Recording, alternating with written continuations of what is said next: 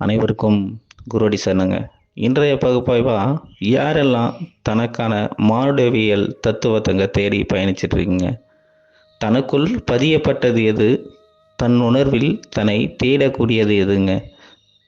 உயிரின் மாண்பு இங்கு எதனை ஒவ்வொருவருக்குள்ளுமே உணர்த்த ஆசைப்படுதுங்க?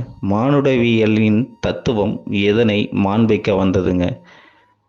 தனக்கான வாழ்க்கை எதனை போதிக்க இப்பேற்பட்ட பூமியின் தாகத்தோடு தன் உடல் இங்கு பிறப்பெடுக்கப்பட்டுள்ளதுங்க? எதனை தேடினால் என் உயிரின் தாகம் இங்கே முழு மோட்சத்திரைன்னு திறந்து காண்பிக்கங்க. ஒவ்வொருவருக்குள்ளுமே தனக்கான தலை ஞாயிறு ஒன்று தன்னை தேடி பயணித்துட்டே இருக்குதுங்க. அப்பேற்பட்ட தலையின் ஞானம் எங்கே பிறப்பெடுக்குங்கிற ஒரு விஷயத்த உங்களுக்குள்ளிருந்து உத்வேகமான ஒரே ஒரு கேள்வி கணையோட உங்களோட வாழ்க்கையை நீங்கள் தொடங்கிட்டீங்கன்னா போதும். ஏன் எனும் கேள்வியை எவன் கண்டானோ ஊன் எனும் உணர்வு அவனுக்குள் உயிரின் தாகமாய் இங்கு பிறப்பெடுக்க ஆரம்பிக்குதுங்க.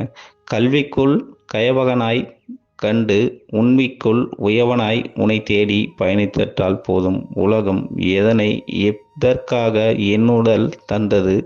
உன்னுடலுக்குள் உனை உருவமாய் நானும் தரவே இப்பேற்பட்ட உயிரின் தாகத்தையும் உடலின் மோகத்தையும் உன்னுள் மோட்சத்திரை கொண்டு நானும் மறைத்து காண்பித்துள்ளேங்கிற ஒரே ஒரு விஷயத்தை மட்டும் உங்களுக்குள்ள நீங்கள் உணர ஆரம்பிச்சிட்டிங்கன்னா போதும்.